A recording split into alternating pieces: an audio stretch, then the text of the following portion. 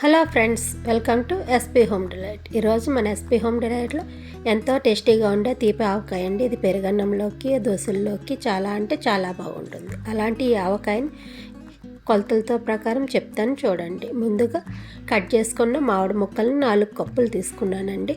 ఇప్పుడు ఇందులో 1 కప్పు కారం, 1/2 కప్పు ఆవు పిండి, అందులోనే 1 స్పూన్ మెంతులు వేసి ఆడించి పెట్టుకున్నానండి. అలాగే 1/4 కప్పు ఉప్పు, అలాగే 2 కప్పులు బెల్లము, అలాగే 1/2 కప్పు ఆయిల్ వేసి ముక్కలకంతా పట్టేలాగా బాగా కలుపుకోవాలి.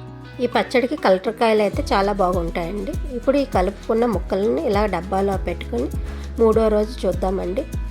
చూడండి, 3వ రోజు ఈ విధంగా మొత్తం ఊరి ఈ విధంగా తయారవుతుంది. ఇది నిల్వ ఉండాలంటే 2 రోజులు ఎండలో పెట్టుకోండి.